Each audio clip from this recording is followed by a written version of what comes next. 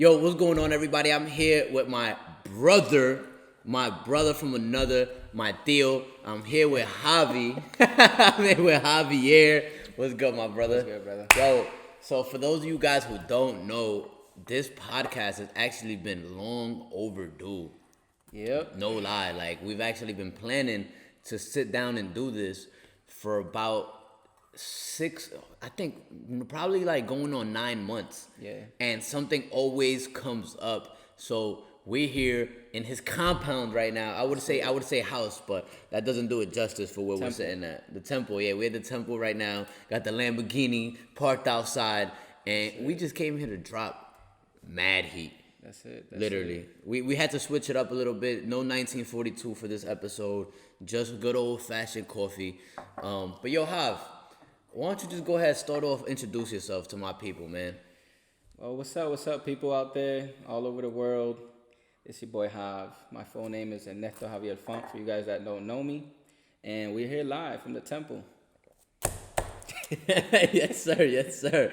My dog Jav. So little background. Javi is a real estate investor, and you've been doing this for how long, bro?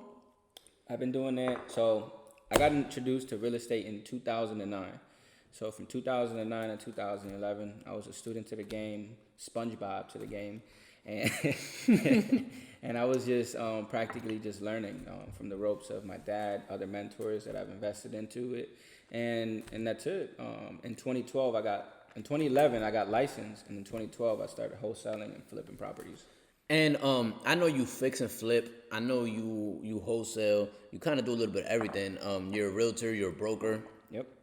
But your main bread and butter, if I'm not mistaken, bro, is you actually like to keep a lot of your properties, right? Yeah. So you have a lot of rentals. Yeah. So I got a portfolio of rentals, and that's actually how I survive. Besides everything else that I'm dabbling into, any other affiliations that I'm doing, but practically my rental portfolio is what's got me here. So Come on, you doing more than just surviving, bro. Come on, you capping for the people right now. You capping. You doing a lot more than just surviving. How many rentals do you currently have out here? Right now I got 26 rentals. My portfolio went up to about 40 rentals at one time, and then I started liquidating stuff to make other business decisions, other moves. But yeah, I'm at 26 right now, and for anybody that's out there that wants to become a landlord or start picking up houses, it's not that hard. You just got to go out there and learn the game. You know, for me, I mastered how to use other people's money. So OPM. So you know what we're about to do? I'm about to go on live real quick. And I'm gonna ask you a question real quick, okay? Okay. I know you said you have 25 right now? 26. 26. You have 26 rentals. At one point, your portfolio was up to 40. Mm-hmm. Because a lot of people talk about what they do, you know, the background story, which is great, and we're going to get into all of that. But I want to make sure people get some actionable steps too, right? So for anybody out there, you know, who would one day want to have a rental portfolio of 40 properties, what is some actionable steps you could give them? Like, you know, like what are some actionable steps? Like things that they could take action on to start getting properties under their portfolio? I mean, the biggest thing I could say is that in order for you to become a landlord, you got to hang around landlords. So you got to learn exactly how to become a landlord. You got to know how to acquire properties, either it be through traditional financing, through private money, hard money. It's that's actually what I did. I practically, like I said, from 2009 to 2011, I was just a student to the game. I was seeing how my dad and other close relatives, close friendships, friends, other mentors were picking up properties, and the first thing that got to me was that they were picking up properties at a huge discount. They was not buying retail. So for anyone out there, I mean, if you could buy retail and use traditional funding or the traditional banking system and put 3.5 down minimum to get into something like that. But I would say in order for you to become someone, you have to hang around those people that are already that person you want to become. Yeah, but I mean, like, how did you finance yours? So I financed mine through hard money.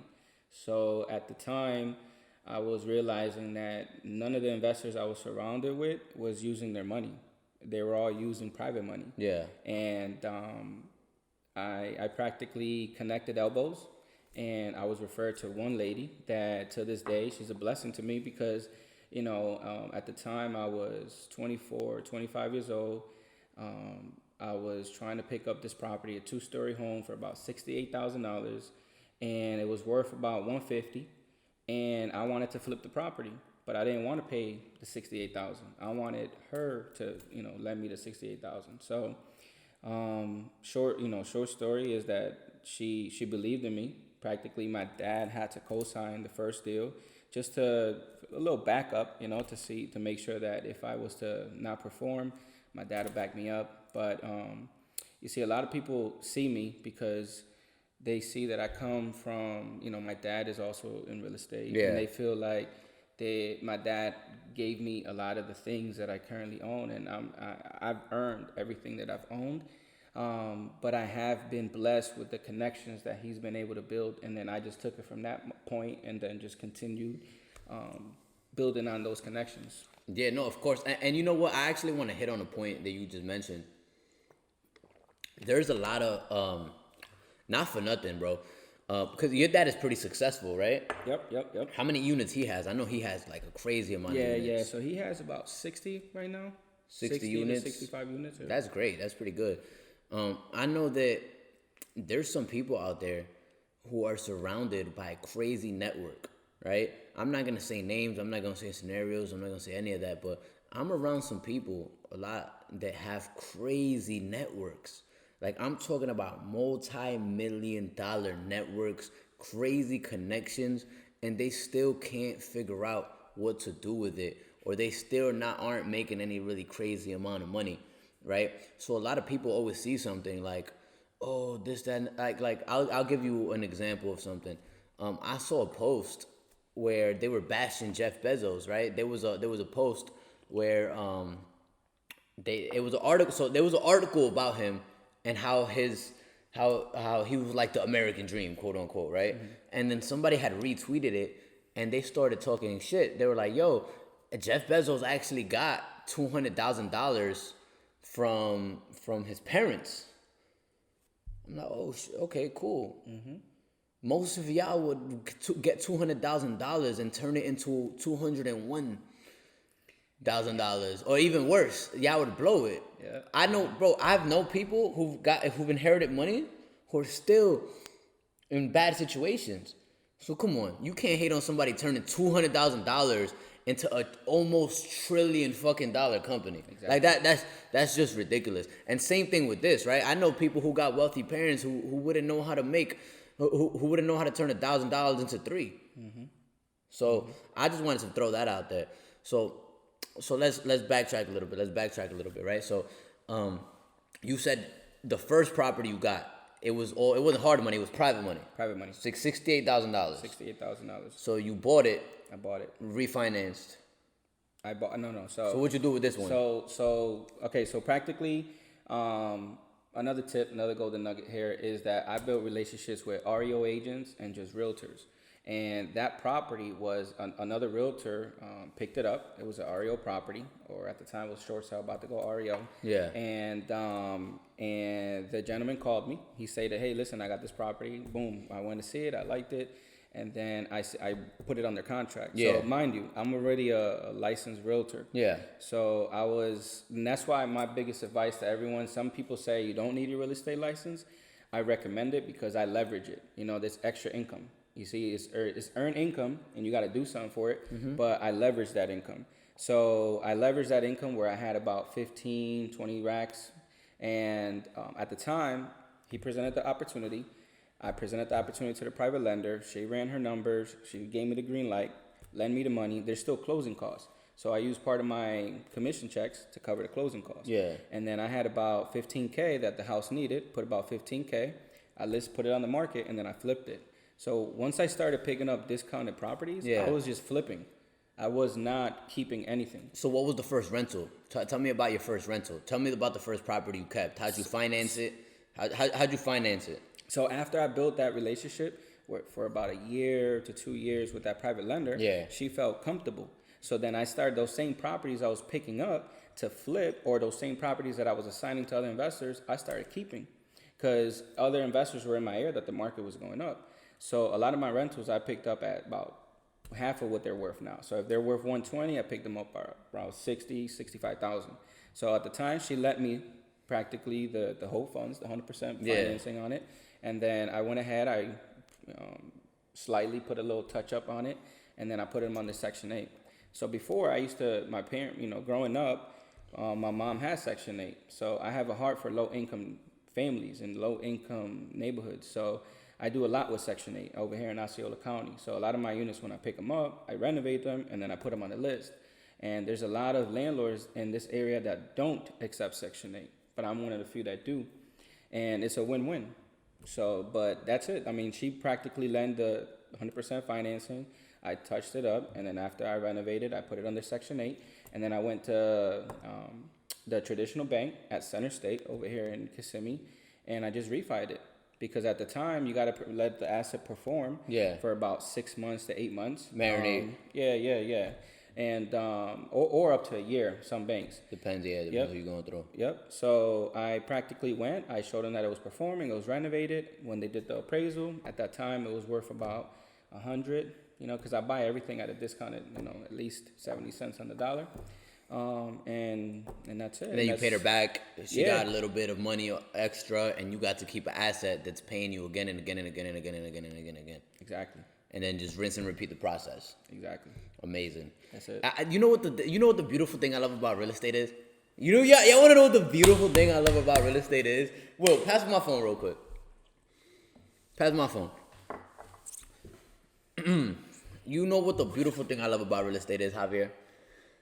Is that you could only do it right for so long. There's only so many ways to do it right until you're doing it wrong. Yep. There's only so many ways to do it right until you're doing it fucking wrong, right? Because everything you said right now was not rocket science. And it's simple. That's what I keep telling individuals, man, that real estate is simple. You just got to learn it, and then you got to implement it. You got to learn it, and then you got to implement. A lot of people learn it, and then they keep that information in their minds, and they never implement. So it's like they're walking around with a library in their head, but never opening the pages in real life. That's a fact. Will, cut it in 3 minutes. Cut it in 3 minutes, Will. Cut it in 3 minutes. But yo, so I know one thing that's really dope is the way we met, right? I don't even remember 100% how it was. I don't remember 100% how it was that we met originally, the first contact. I do remember when I pulled up. I came out here to Orlando. I drove all the way from Tampa down here. Really no goal in mind, right? We were just here, just shooting the shit, talking money moves, right? But one thing that's dope is, one thing that always stuck out to me is the fact that, so you have your brokerage. Yep. That's one business. You got your rentals, Investment another business. You have your flips, another business. And you have your wholesale company, right? Another business. So that's 4 businesses. And now the education. And then the education company. But the 5th one wasn't there when I was here though. So so we're gonna talk about the 4s, right? Okay. So when I got here, I saw all your businesses on one day, low key. Right, because we went to the office and then we did this, we did whatever the case is. But one thing that was dope is that you had family members working in all your businesses. Mm-hmm. I remember I went to your brokerage and he's like, "Oh yeah, I'm Javi's brother," and then we went to the horses. Yep, my cousin. And he was like, "Oh, I'm Javi's cousin," and then your other brother. Yep. So tell me about that, bro. Like, how is it running an operation with a lot of people who are from your family? It's all right. They're gonna hear this, but just keep it a buck. I don't care if we don't care if y'all feel some type of way. You hear this, Lewis? Yeah, I'm name dropping. Yeah. No, man. At the end of the day, man, like I moved here. Let me give everyone a little short story of me, man. Like I moved here 10 years ago because I had to get out of Connecticut. I had to get out of Connecticut because I was around the wrong people, the wrong influences. You know, that led me to gambling, dealing drugs, constantly smoking, constantly partying, and it just my life was not going nowhere. So I decided to take my talents like LeBron to Florida. Like LeBron.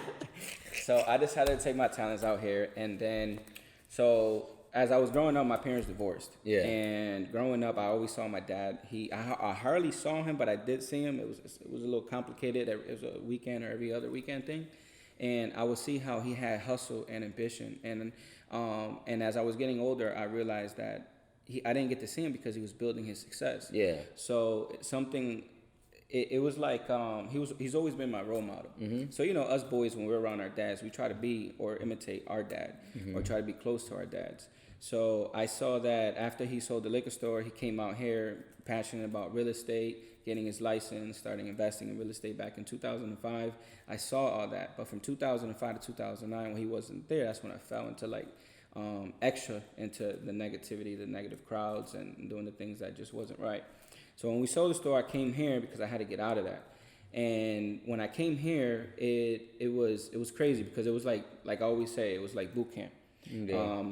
My mindset, you see, like when we go to school, so we're all trained, at least me and my culture and up north, was to go to school, get good grades, either go to college, or after go to college, practically get a job and get a good girl, marry her, have kids, and that's it.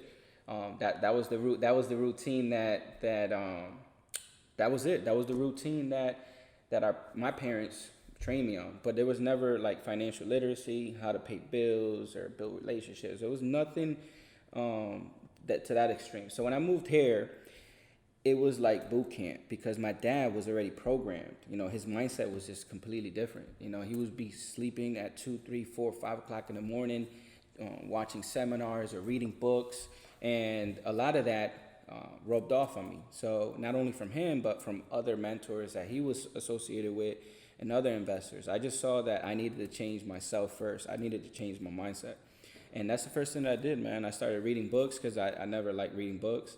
I started just hanging around the right individuals. Yeah. And then that led me to being a sponge to the game. In the beginning, I didn't like real estate. I didn't because I felt like it was you doing all this work up front, but not seeing. It was too slow. Yeah, because it's like you're constantly working, but you're not seeing no results. 100%. And that can take 1 month, 2 months, 6 months. You know what I'm saying? So you start itching. Everybody's journey is different. Yeah, it's going to take different times. Exactly. So you start itching. And for me, I was hooked on watching TV, just working, coming home, chilling, working, coming home, chilling, or partying, or whatever my mindset was at the time. So it was like, and when I came here, I needed to work on my mindset. Plus, working on my mindset, I still carried a lot of the stuff from up north in me. So that's when I found God. You know what I'm saying? So I accepted God as my Lord and Savior. And since then, man, just working on my mindset. Because in life there's 2 ways of life. There's 2 ways. You can either live right or wrong. That's it. It's facts. So, and what I mean by that is we all know when we sleep with other women is wrong. We know when we constantly drinking alcohol and we just blast it in our mindset. Damn, bro, just at me next time. But we just know, we know what's right from wrong. Yeah. And we have to choose in what direction, what life we want to live. So for me, in 2009 to 2011, I decided to go the right way. And just, so like for me, what I say, stop the messing around. I don't know if you can curse here, but no, yeah, fuck it. The fuckboy life, which is constantly just living with a dirty mindset, Yeah, outside. Yeah, outside. Yeah. So, but yeah, and then I got my license, dude. I got my license, and obviously there's a lot of investors, a lot of individuals that say you don't need to get your license, but for me, I leverage it because I'm building relationships with individuals that I probably would have never met without getting my license. No, 100%, bro, 100%. I want to go back. We're gonna go back to the original question I asked you, but first, I want to kind of dive deeper into this, just because you know, a lot of people don't talk about the problems or struggles that they came from, and I feel like I understand why most people don't, because it's behind them, you know. But I feel like for what we do, it's very important because there's someone out there who might be going through the same thing. So I want to ask you something just because I'm curious about it, because I went through something similar as well. Tell me more about your gambling problem, bro. I had a gambling problem when I lived in Cali. Yeah, my gambling problem was serious, man. It was Like you were spending racks. yeah, like racks. The thing is, man, like up north, you know, when I was running the liquor store, I got introduced to bookies. I got introduced to just a plug in like, every industry, you know, where it was heroin, coke, marijuana, gambling. I mean, it's just crazy, you know. So you get to be connected with everything, and at the time, I got connected to a bookie, you know, and I love sports. You know what I'm saying? I love sports. I love basketball, football, and it was just crazy how I got hooked so quick, you know, because I started winning. I won like $3,000 quick, but then I gave up like a lot more, you know, like a lot more. Like there was a time. If you had to put a number on it, how much do you think you lost? No, I lost a lot. Like for example, there was one Christmas that I'll never forget that I got over my head, and when I got over my head, that I kept making plays. I kept calling the bookie, and I kept losing. So now when you start losing, you chasing those losses. Yeah. And I was chasing those losses till it was about $10,000. And at the time, I didn't have $10,000 like that. So that $10,000 cost me, you know, where the bookie was Italian. You know, they're all mobsters. they wasn't playing. Yeah, they wasn't playing. So they gave me a deadline. And at that time, you know, I had to call my dad. And he saved my butt. You know, my dad has saved my butt quite a bit, you know. That's crazy. Yeah, so That's crazy. I didn't know that. Yeah. My gambling problem was crazy, but it's like the thing with this is that as we're growing up, at least for me up north, you're always looking for ways to make quick money. You know, either it be with selling drugs, gambling, selling things. It's just it's the entrepreneur in you, and there's the legal way and the illegal way. And most of us up north, if we're not around the right influence, we're gonna go towards the illegal way, because a lot of the illegal ways is fun. They partying, they're chilling, it's fun. It looks like fun, and that attracts you.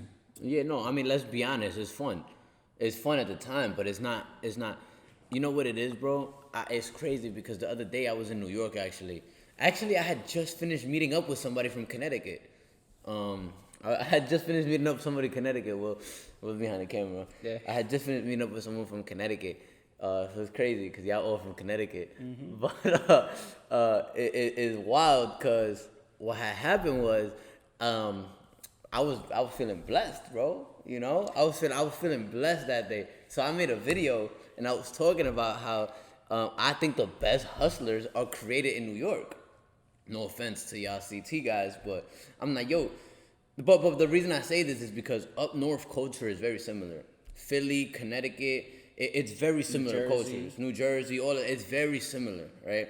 So I'm like, yo, I think that New York makes the best hustlers. And somebody told me something. They responded and they said, yo, it makes the best hustlers, but it also likes to keep them down if they stay there too long. Mm-hmm. And I was like, that's a bar. Mm-hmm. Because of a lot of the most successful hustlers I know from New York, if they still live in New York, they left at one point or another. You know what I'm saying? Like even like Brandon Medford, for example, right? Where I had him on the podcast the last episode, and it's crazy because even him, right? He still lives in New York now. Well, now I'm capping. I don't think he live in Jersey. His business is in New York, but he left to California, and when he left to California, he made $500,000 working for an auto dealership. $500,000 isn't a small feat working a job, you know. Mm-hmm. So that just goes to show you. And then he grabbed what he learned from there and brought it back. And it's the same thing with a lot of people I know from New York, man. Most of the most successful New York hustlers I know don't live in New York. Mm-hmm. You know, but I don't know if it's just like a up north thing, but I think it's just a get out of your environment thing. You know what I'm saying? Yeah. Because I know plenty of people, bro. I know plenty of people right now, back home, who are making money, bro. not the right way. And that's not long term. Like if you can't tell your parents how you got that money you gave them, if you can't teach your kids how to get money that way, then you thinking short term as hell. Yep. You thinking short term as fuck. Like literally, you're not looking past your nose with your life, man. Yeah, what I see is that I still have a lot of friends out there that are doing the same thing, but they're not investing that money. You see what I'm saying? They're not putting that in investment vehicles. They're just chilling and blowing time with it. That's it. You mean what I mean by that is like clothes, outings, clubs. They just blowing, thousands and thousands and thousands of dollars, which those thousands could go into something like real estate. It can go into something like an Amazon, a Walmart store. Tap into other industries. The whole point is to invest that money. Facts. Because that's short term. There's only two ways out of that: jail or dead.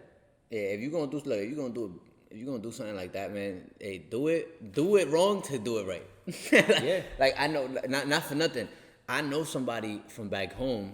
Obviously, I'm not gonna say any names, but he's up. He's the plug. I know him because I grew up in the same neighborhood. I know him, just small neighborhood. You see each other, what's up, boom, dab each other up. He saw me start making money. He would reach out to me. He had a lot of money, bro. At any given time, in the car, he'd have like 200,000. Wow. Any given time. And he no longer is in that life anymore because last year he ended up buying a shitload of trucks, bro. He didn't even really understand fully what he was doing, but he knew he had money and he knew that if he lost it, he knew how to get it again. Because it's fast money, right? So he bought a tow truck. He bought an 18-wheeler. He bought a box truck. He knew he wanted to do trucks. He didn't know what he wanted to do. So he bought every type of truck that he could think of. And now he runs a whole ass fucking trucking company with a shitload of trucks. A bunch of different trucks. But so like that just goes to show you, if you are gonna do something like that, man, I'm not judging. Yeah. I'm not judging. Yo, you gotta do what you gotta do. I understand. I feel it. Respect, but think long term. Exactly. Think long term. That's it. I'm gonna leave that at that. Yeah. I mean, I'm not here trying to say to continue that. I would say to, if you are doing that, it's because you're around the wrong people. Sometimes you gotta look in your clique. You gotta look at everyone that you're surrounded around. And if everyone that you're chilling is always talking about smoking, scheming, just getting over on someone, or just doing the things that you know in your heart is not right, then you gotta get out the circle. Do you do business with your dad now? Not really. He does his own thing, and I do my thing. So there was a time in my life where I was like, we do like run things past each other, but I want my dad as my dad. You see what I'm saying? And then in business opportunities, we talk about it, but we don't work like flips together or buy properties together. Have you ever? Besides the time he co-signed? Yeah, in the beginning. Why do you think you stopped that though? Just because egos and prides, and sometimes things just. So for me is I love working with family, but to a certain extent, you see, because I don't like getting into problems, or issues, and sometimes when you're dealing with family, it's like they constantly. So family is weird, bro. Family is, they don't want you to sell drugs and be the wrong person. But when you're too successful, now you're too arrogant and cocky. You see what I'm saying? So it's like, which lane do you want me in, Mm-hmm. So for me is, I'd rather just keep family. My thing is, I've chosen the lane to stay in is to inspire people, especially my family. Yeah. To do better. Yeah, to do better and to take full control of their life. Take full control of their life, because if they don't take full control of their life, they're always going to be working for someone else. I think that when it comes down to it, bro, it's very tricky. I'm actually in the point right now where I want to bring more of my family in. Mm-hmm. I think it could be tricky. I actually had a flip that was like not the best. That I had people, because sometimes this is the thing, when you're bound to take losses in a business, or there's gonna be hiccups in a business, right? Yep. Some you recover from faster, some you don't. And I think it's very important for people to be able to understand, like, that happens. And sometimes when it's too close, they're like, "Yo, bro, what the, you know?" Yeah. But so I think it's tricky though, man, because I've really been thinking about it recently. You know, I'm like, yo, I wanna build, with people who have always been there for me. You know what I'm saying? So I've been trying to figure out how to incorporate it more lately. I'm in the same position. I'm in the same position, but I also see it where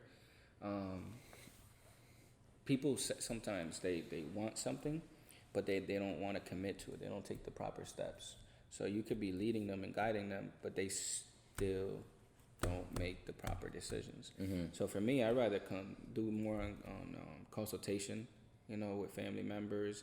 I would love to put everyone on, and I do, but it's just a matter of, at the same time, if something goes wrong, then you the bad guy, So it's just, that's what I do. I love to inspire, motivate people to take full control of their life and get out of that mindset. Yeah. I mean, so tell me, what do you got that you're working on right now? Like, what's next? Is it real estate? Is it not?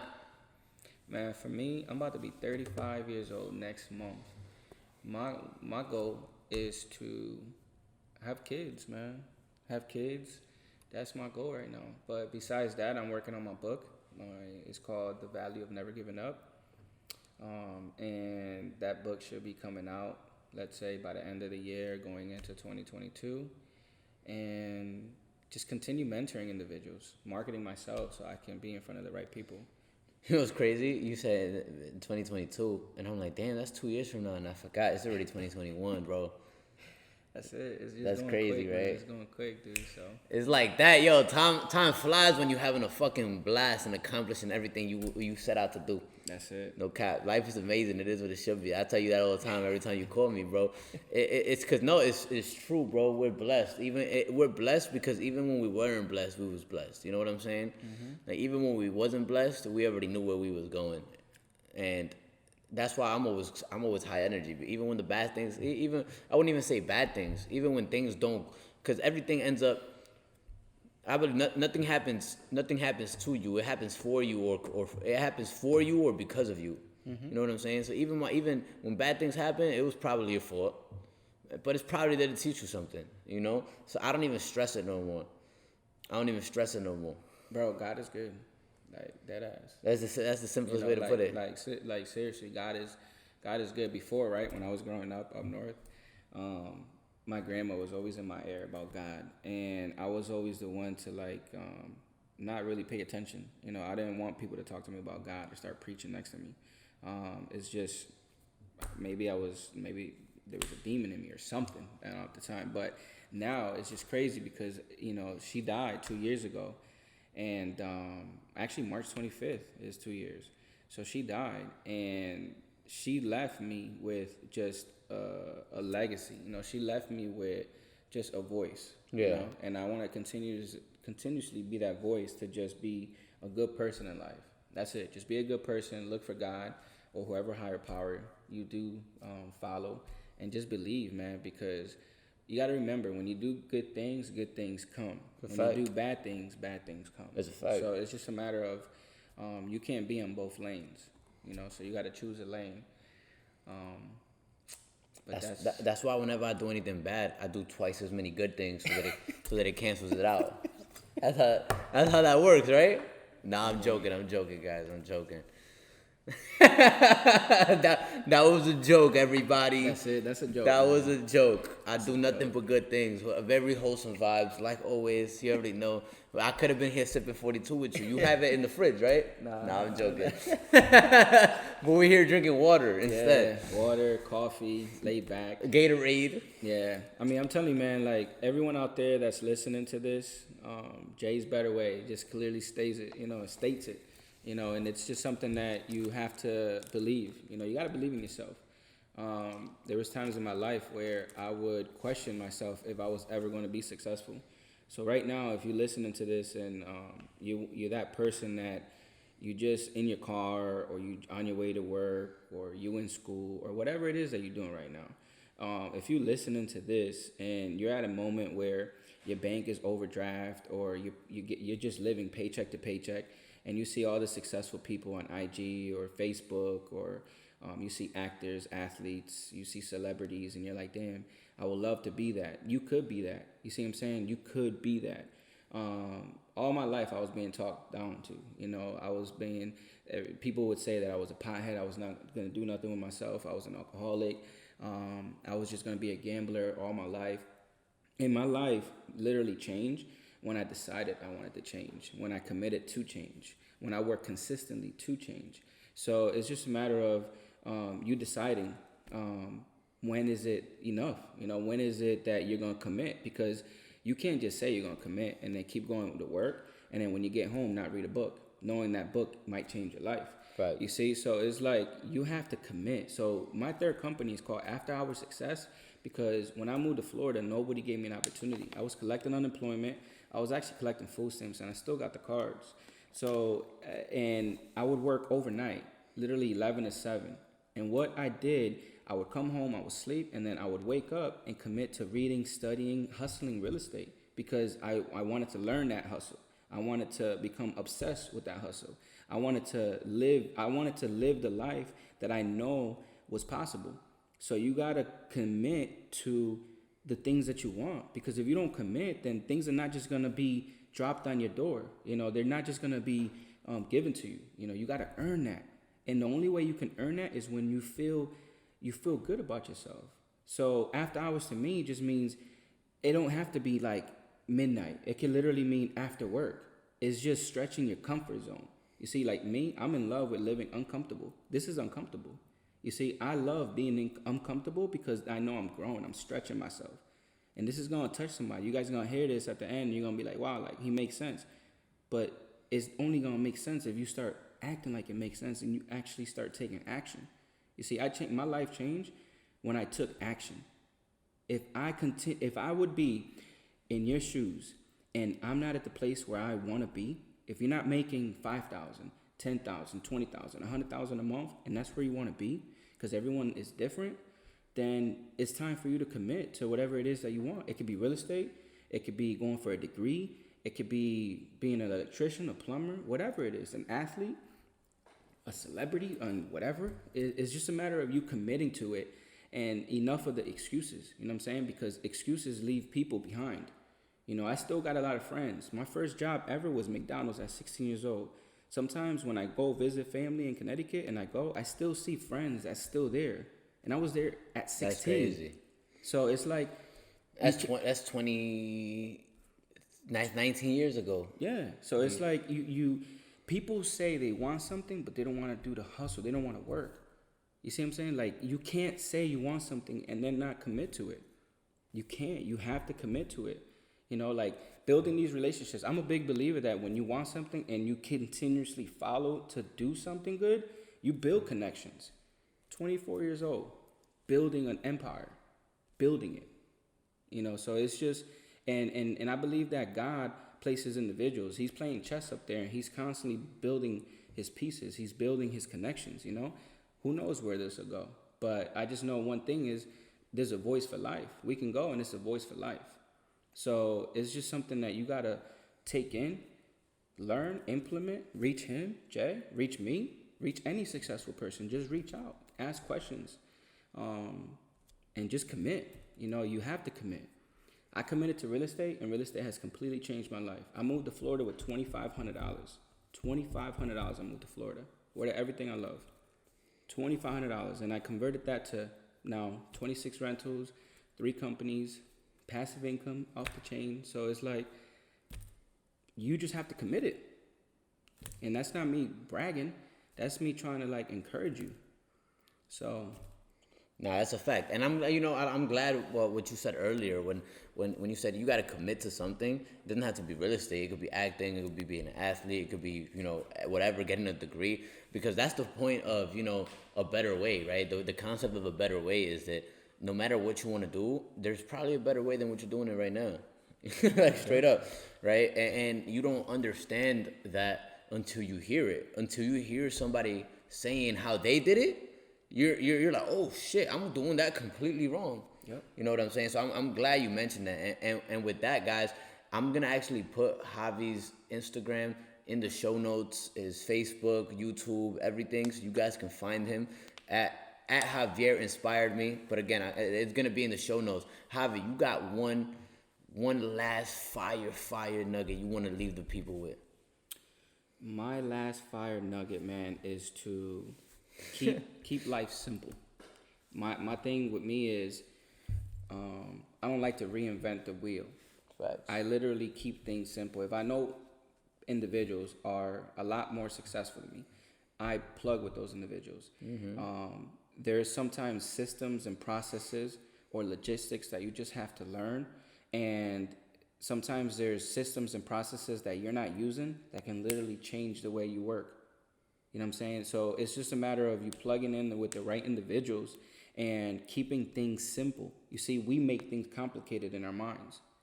You know, another thing is get out of your head. Sometimes we living so much in our head. You get out of your head and go into your heart. When you work off of love, everything starts opening up. Everything.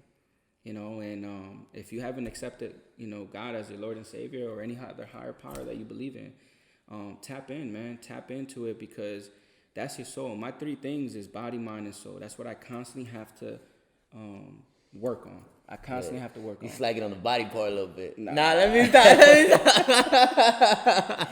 So body, mind, and soul, man. It's like if you're not being productive on the things you want, at least focus on 3 things: your body, your mind, and your soul. Body, eating right, exercising. Your mind, reading books or watching good seminars, watching things that are positive, getting out of that bochinche crowd, the gossip crowd, tapping into like your soul, meaning like, reading the Bible, at least one verse, reading the, something, serving, giving. It just feels meditating, good. even meditating. Yeah, it just feels good. You as an individual, don't always remember, you have to grow mentally, physically, spiritually, and lastly, financially. A lot of people get caught up on the finances and they lose their soul. So that's it. No doubt, my brother. No doubt. That was a bar. Like I said, guys, his information will be in the show notes. But if you want to just take it down real quick, Javier Inspired Me on Instagram. My brother, this was long overdue. I appreciate you hopping on. Let's continue to kill it. Let's continue to bless. Let's continue to inspire. And if you guys need mentorship, visit www.javierinspiredme.com. And I look forward to mentoring you. Love you guys.